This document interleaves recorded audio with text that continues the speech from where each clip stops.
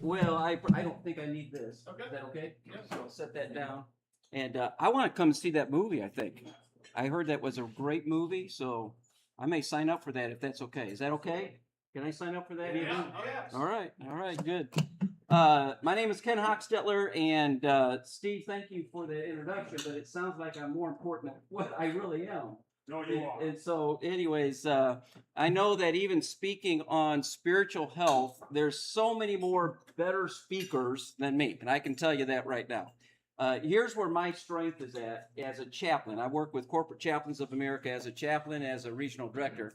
By the way, isn't my wife beautiful? Yes. I mean, 40 years she's put up with me, and so thankful for her. But my strength, what I love to do, is sit down one on one with people. Just sit down and help, be an encouragement to people, and listen to their stories. That's what I love to do. This is not what I really love to do, getting up in front of a bunch of people and speaking. But I tell you this, I'm passionate about what I do for a living. I love doing what I do for a living. And people that talk to me, they say, man, what do you do? And I say, hey, do you got about 2 hours? I can tell you exactly what I do. In fact, Jeremy said, hey, listen, we're going to change up some things today. And I said, oh, you're going to give me about an hour and a half now? And so he says, I'll be gone. So he goes, you can go ahead and take it if you want to. So you're leaving, aren't you? Yeah, in a few minutes, so you take as long as you want. Well, just a little bit about myself. My wife and I both grew up in Indiana. So we're Hoosiers. And I'm still trying to figure out what a Hoosier is. Anybody know what a Hoosier is? What's a Hoosier? What? Who's your mom? Who's your pa? Who's your ma? Who's your pa? I've got to use that. Thank you. I grew up in Ohio. Oh, you did? And I'm actually a Hoosier at Northwest Indiana. I was Northwest Indiana too. Yeah, I was born in Gary, and that's a rough area. I was born in Elkhart. Okay. So up there by Notre Dame. Yeah. Up in that area. So, well, that's awesome. So, so we moved here in 1985. My wife and I got married in 1985, and I was in the printing business for many, many years. In fact, from 1980 up until 1997, I was in the printing business. Did production, worked as a production supervisor, manager during that time, and then in 1997. The Lord led me to a church up in Hendersonville, Tennessee. And so I went up there and served at a church for the next 18 years. My wife and I did. And I loved that ministry up there as worship pastor, and just worked with a lot of our young couples and helping them. And then after that, we moved to Appomattox, Virginia. Anybody ever been to Appomattox, Virginia? You know what's famous there? Appomattox. Yeah, Lee surrendered to Grant. Got the courthouse and everything there. We were there for 1 year, and after that 1 year, we were ready to come back to Tennessee. But really had a great time up there in ministry up there as well. But came back, and when we came back, we decided to move back to Murfreesboro. And I actually went back in the printing business at that time as a salesman, and did that for a little while. That was so out of my comfort zone. I was not a salesman, but I knew the printing business, and so I did that for a little while. And then I got together with a friend of mine. We just had dinner and was just really trying to figure out what I wanted to do next in life, just trying to figure that out. And then he was telling me a little bit about chaplaincy. In fact, I was at a business luncheon, and at that business luncheon, the CFO of a big company in Nashville was there speaking. And he made the comment, he says, yeah, we have a chaplain at our company. And when he said that, it just, something inside me said, boy, that's something that I need to be doing. And so I went and talked to him afterwards, found out a little bit about what they do as a chaplain in a company. And the next 2 weeks later, I had dinner with a friend of mine, and I said, hey, what do you do for a living? And he says, I work for a company called Corporate Chaplains of America. And Corporate Chaplains of America has been around for over 30 years now. We have over 500 chaplains spread out across the country. And we provide chaplaincy in the workplace. That's what we do. We focus on that. In fact, some people ask the question, what is a chaplain? In fact, the first time I heard the term chaplain, I was wondering, what does that mean? Does that mean somebody goes and preaches to people? I mean, is it a pastor? What does that mean? And really, the term chaplain means a caregiver. That's what it means. Some of you may have heard the term chaplain if you've been in the military. How many had a military chaplain before? Yeah, a number of people had a military chaplain. Hospitals have chaplains. Hospice chaplain, firemen, policemen, they have chaplains typically. But we provide chaplaincy in the workplace. That's what we do. Because we realize that people in the workplace go through difficult times just like people in other places. That's what, in fact, I think maybe that's one of the most interesting things about what I do for a living is that I get to hear stories from people. I get to hear their stories of celebrations. I get to hear their stories of even bad times. And then being able to come beside them and to help them through those stories. And I love doing that. And I help our chaplains now going to their companies and to help them do the same thing. Somebody asked me the question, they said, do I really even need a chaplain? Why would I even need a chaplain? And I said, I think the best way to answer that is that life happens. Life happens. And we just go through difficult times, don't we? Yeah. There's times when in life, in fact, I heard somebody say this, that you're either getting ready to go into a trial, you're right in the middle of a trial, or you're just coming out of a trial. How many have heard that before? Yeah, you've heard that before. And you know what? It's true. Even in my own life, I have seen that happen over and over again. And to have people in my life to be able to come beside me and to help me through those difficult times. I mentioned that my wife and I have been married for 40 years. We have 4 children. And we started off right. We started off with triplets. We started off right, didn't we? Triplet. You can figure that out. I mean, think about that. I think that I still ask the Lord, why did you think that I had the ability to be able to do that? And it could have been that I was praying for patience before that. He answered, yeah, triplets. Now they're 35 years old. We had another one 5 years later. We have 4 children, 2 boys and 2 girls, and they're all married. I have 7 grandchildren now. I don't look old enough to be a grandpa, do I? Yeah. I do? 7 grandchildren, and 6 of my grandchildren call me grandpa. 1 still calls me papa. And I love it when she calls me papa. And I keep telling her, in fact, she's starting to kind of say grandpa sometimes, and I look at her and I say, Nora, it's papa. It's papa. So I want to hold on to that as long as I can. But you know what? Going through 40 years of marriage and having children, triplets, the teen years, all of those things, grandchildren now, and the worry and the stress and anxiety that comes along with that, man, it's great to have people that can come alongside you just to help you through those times. And I was thinking about chaplaincy in general. In fact, I've got notes, and I don't even know if I'm going to go by these notes. I just want to speak from the heart today, if that's okay, just for a few minutes. I was with an owner this morning. I drove up to Westmoreland this morning to talk to one of the owners that we serve. And he was just telling us some stories of some of the care that our chaplain has been able to provide for people within his company. Marriages that have been saved. Somebody thinking about suicide, and our chaplain came in and was able to help them through that time. And now they're in a better place. People that were dealing with addictions and that kind of thing. And it was just such a blessing for me to hear some of the care stories that we've been able to do. And like I said, Corporate Chaplains of America, we provide chaplaincy in the workplace to help that help those situations because everybody goes through a hard time. In fact, I was reading this. This was something that was actually just given to me this morning.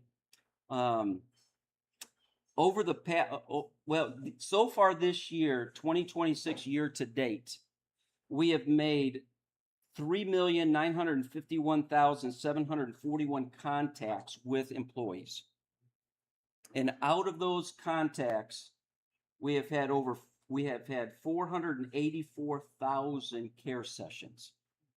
A care session being something deep, something that an employee is going through where they're struggling, that our chaplain was able to come beside them and help them through that difficult time. I mean, I read that and I just got tears in my eyes. Just thinking about the people that are going through difficult times and then having that opportunity to be able to do that. Having that opportunity. Now we talk about faith. The spiritual health, and I know that y'all have talked about physical health and mental and emotional. We deal with all of those things.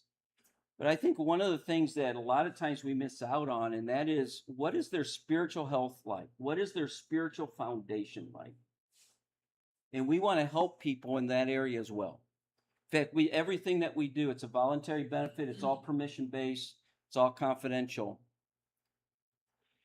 But we want to be able to help them in all of those areas. We look at it as the whole person. How can we help them? And so when we talk about even the spiritual aspect of it, that's a very important part of a person's being. It really is.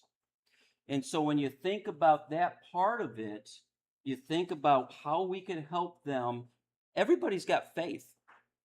In fact, if I put a chair, in fact, you sat down in a chair and you had faith that that chair would hold you up, didn't you? You didn't see how it was constructed. You didn't check to see if it was okay. You just sat down. That's faith, So we all have faith. The question is not do we have faith, but who is our faith in? And that's the question. And we try to help people to understand that there needs to be a good spiritual foundation for that, for them. And so that's what we want to do. And I just want a couple things just to share with you today. Because even when you have faith, I just want to make something very clear to you. Having faith doesn't mean that we still don't need doctors, because we still do. Having faith doesn't mean that we don't need counselors. In fact, one of the things that we do as chaplains is we help people find counselors and help people find doctors. It doesn't mean that we shouldn't address mental health issues. We have a mental health advisor on our team to help our chaplains, to help our employees. It doesn't mean that we don't need friends and family. Just because we have a spiritual foundation and faith doesn't mean that we don't need. In fact, it complements that. It complements that. It doesn't replace them. Sometimes the most spiritual thing you can do is to call a counselor. Sometimes the most spiritual thing you can do is go to a doctor. Is to ask a friend for help. Sometimes it's simply to say, I need someone to walk with me through this because I'm going through a difficult time. And so faith complements the things that we do above and beyond that. But I was thinking about faith and how to even, spiritual health, and how to even describe that. And this morning, that's why I've just kind of pushed my notes aside, because this morning it just kind of hit me. What is the foundation of faith? And my mind, and again, I'm speaking as a Christian, but my mind goes to when somebody asks Jesus, hey, what's the two greatest commandments? And it's what? First of all, to love love the Lord thy God with all your heart, soul, mind, and strength. That spiritual foundation of faith, which brings hope, which helps us to get through difficult times, even when we just can't figure it out. But then what's the other thing? To love your neighbor as yourself. It's to love other people. It's to love other people.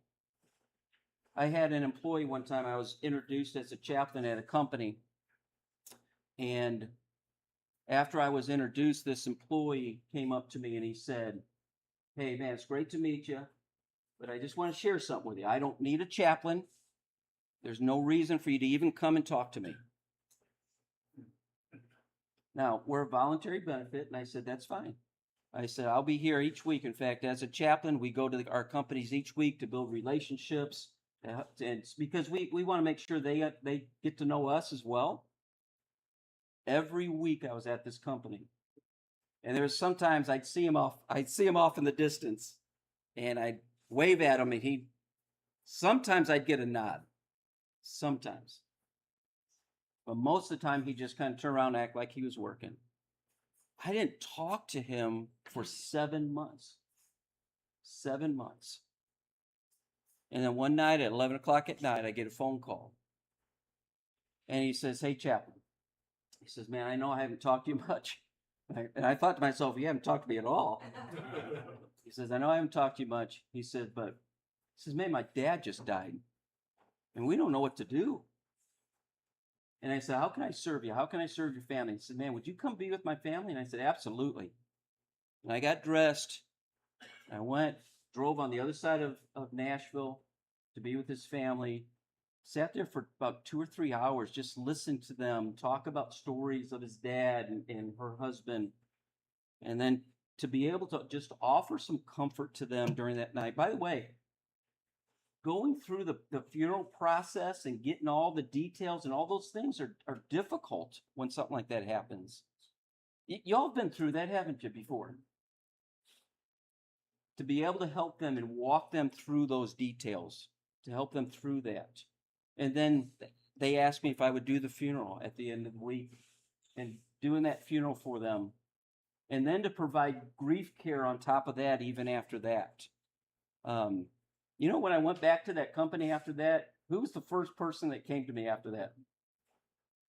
Said it was that guy. Why? Because I cared for him. So when you think about loving others, we all ought to be doing that, shouldn't we? And so when you think about even the spiritual foundation and your spiritual health, I really believe it's all about first of all, my relationship with God. Do I love God with all my heart, soul, and mind strength? But then do I love other people like I should? Or is it all about me? Is it all about, my needs, selfishness, that kind of thing? I live that way, by the way. I'm speaking to myself today because that's typically how I do it. But to look at other people, to have a chaplain, I've gone through hard times. My mom, 2.5 years ago, she passed away. She had cancer. Was in the hospital. In fact, I still remember a hospice chaplain coming, and they said, "Hey, do you need a chaplain?" And my sister said, "Well, my brother's a chaplain." I said, "Not today. I'm not a chaplain today. I'm not a chaplain." A hospice chaplain came and they cared for us. My mom passed away on my birthday, and a year ago, my birthday was on Mother's Day. I had a team of 16 chaplains call me that day because they cared for me. That's what we do. Spiritual health is loving God like we should. Spiritual health is loving others like we should. That's one of the reasons why I so appreciate what y'all do. And thinking about just the outreach that you've had, I keep looking at those slides. Hey, you're doing this, and you're doing this, you're taking care of this, and you're supporting this. That's spiritual health. That's spiritual health. Man, what a wonderful, wonderful thing. I don't know how much time I've taken. Yeah, like 10 more minutes. I have 10 more minutes still? Yeah, maybe 12. So I've got, because I'm crying right now, and I wasn't planning on doing that. But ask me questions. I'm not a theologian, by the way. If there's another pastor in the room can handle those questions. I'm just a caregiver, but any questions you have. Have someone in the company that might not be of Christian faith. Have you a way to contact someone to help them? Or is that part of your? Yeah. How do you handle those things? Yeah. I can't believe everybody in the company is gonna. Yeah. And you know what? We care for people where they're at. That's a great question. In all kinds of faith or no faith. They know that we are there to provide care for them. no matter where they're at. We meet them where they're at. I have been at a hospital and cared for people in a hospital who were atheists, who had no faith, who were Muslims, and I'm a Christian, and yet I care for them, and they were so appreciative of the care that I provided for them. So that's what we do. Yeah, it's a great question. Yeah. I work in employee benefits, group health, vision and dental, stuff like that. So you mentioned this is a voluntary thing. Yeah. And when you work with say a various company, do you work with brokers or, and do employees sign up during open enrollment or, does that work like other voluntary benefits? Yeah, great question. So one of the things that we do is we will contract with the company. The company will say, hey, we're interested in having a chaplain at our company. And then the company will then pay for the chaplain benefit. And then it comes to me, I provide the chaplain for that company. And then that chaplain then will do weekly rounds at that company, building relationships, that kind of thing. To start off, we have what we call an orientation with the company. And so I will come in, I will do an orientation to explain, I'll tell them about Corporate Chaplains of America. I'll explain to them what we do, what we don't do. We talk about it being a voluntary benefit. They don't have to use it if they don't want to. It's totally up to them. It's all permission based. I explained to them what a chaplain is because, like I said, a lot of times people don't. I had somebody come and say, well, does that mean that you're going to come in and hold preaching services every week? But that's not what we do. We care for people. And so I explain all of that. We talk about the fact that it's all 24/7. And so this care, they can call us anytime, day or night. It doesn't matter. So all of our chaplains are on call 24/7. We do weekly rounds. They can get in contact with us through email, telephone number. They can call us and that kind of thing. And so yeah, it's totally up to them. They don't have to sign up yay or nay or anything like that. They make the decision. And as the chaplain goes around each week, we're just building these relationships with the employees. So Is there a cost to the employee? there's no cost to the employee. Yeah, the company pays for that as a benefit to them, for them. Yeah, Is it based on, size of the group? that's correct. So- Yeah, based on the amount of employees, because So for example, what if an employer had 700 employees? Kind of what's,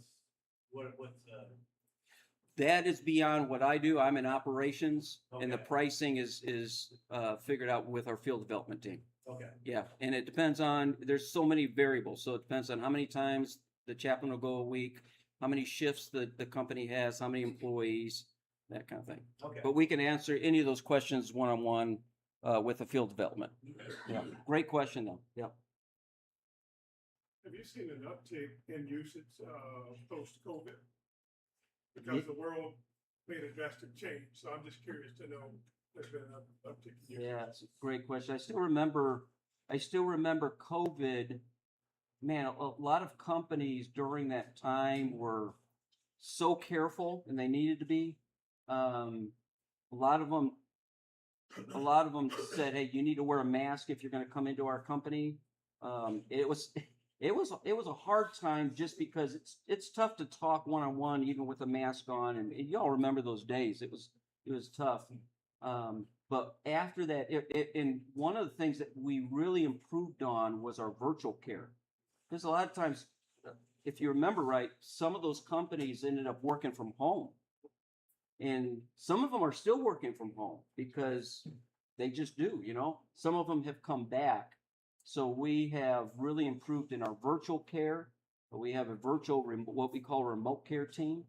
And they're able to reach out to employees that work from home, but we're not able to go to the homes. But the care session rate is what the care session rate, 2025 was 450,000. Care session rate so far, 2026, 484, up about 8% just in a year from last year to this year. And so from COVID, it increased every year. Ask another question. Yeah. With our aging population, I see that a lot of seniors deal with health issues. Yeah.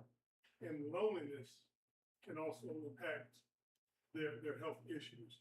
Has your organization considered partnering with some senior organization to have that service available? Because it's not always, like you said, a death or something, but they're in a different phase of their life, the kids are going on, and there's a need.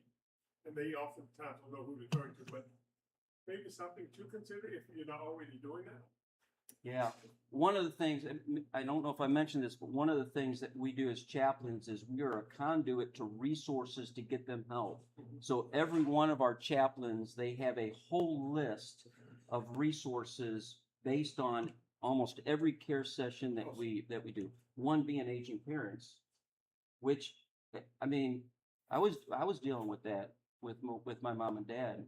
And after my mom passed away, I still remember going over to my dad's house and him eating dinner by himself. And it just broke my heart.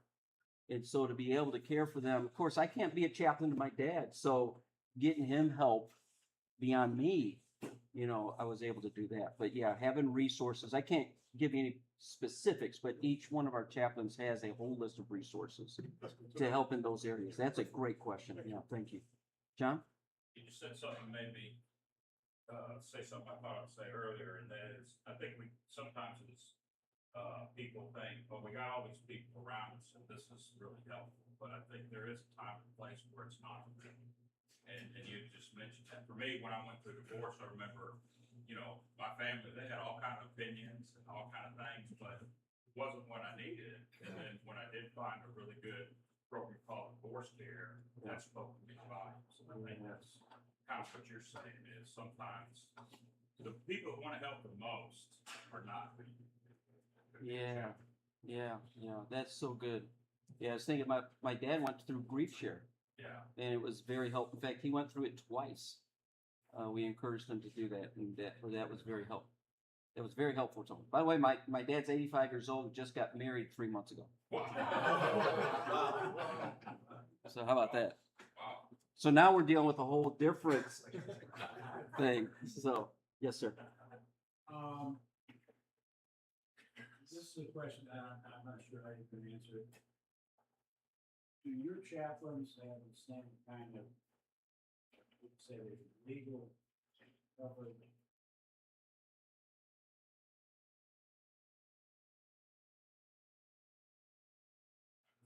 Great question. So we are covered underneath the umbrella of Corporate Chaplains of America. Okay. And so we have all of the protection, legal, insurance, all of those things that covers all of our chaplains. In terms of if somebody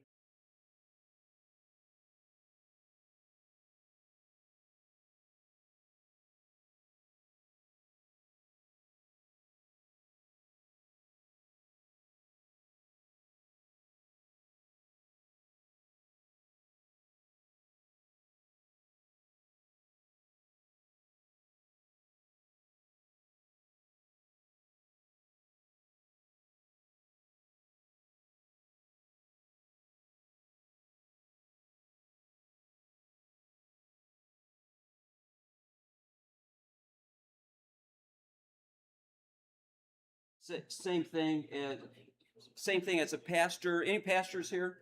Yeah. I thought he was a pastor. Client privilege, confidence, kept keeping things in confidence. Same thing with yeah. We're legally reporters of the state. Yeah, that's right. Same thing with us as So if chaplains. someone confesses a crime, we are compelled by law to contact. So you're required by law to. We're required by law by the disclose state of that to- Tennessee as a reporter of the state. Okay, so they As- are required to disclose it. As chaplains, the things that we can break the things that we have to break confidentiality, and we let every company know this. If there's an intent to harm themselves, an intent to harm somebody else, if there's a child involved, now that's a legal matter. And so we have to then break So that confidentiality. everybody knows that. From the very beginning. So people know they're not talking. Yeah, that's right. That's right. So I have a couple of friends beyond John who are pastors, And I'm just curious, what kind of support do you guys provide for your chaplains? I mean, pastors, chaplains carry an enormous burden for other people, which is your job. So what kind of support do you provide for your chaplains? That's a great question. So one of the things that we look at, and one of the things that I monitor as a regional director overseeing 19 chaplains in my region, which is Nashville over to Jackson, up to Paducah. I look at their compassion fatigue. So if I've noticed that they've had a lot of stuff going on, then I will come in. We look at compassion fatigue, which is a real thing. We give and we give and we give and we give to the point where we're just emptied out and we're not able to provide the care. We give our chaplains a week off every quarter, and they have to transfer their phones to another chaplain during that time, so they don't do rounds or anything like that. So, and then we provide training and coaching and stuff like that twice a year with everybody together, and then every other week I meet with my team for things like that. Yeah. Really just listening, gauging where everybody is. That's right. Acting. Yeah. And a lot of times I could tell if I know that when you're dealing with a lot of different issues, suicides and deaths at companies. A couple years ago, we had a company that said, hey, we need a chaplain to come in. Chaplain came in, and there was 2 of their employees out in the parking lot in a car, both of them shot by one of the other employees in the company. Those are difficult things. And so the chaplain was there for hours and hours dealing with that employee, the employee, first of all, that shot, family members from that employee, and then a friend of his that worked with that employee who shot the 2 employees, dealing with him and helping him, anger and all of those different things. So he was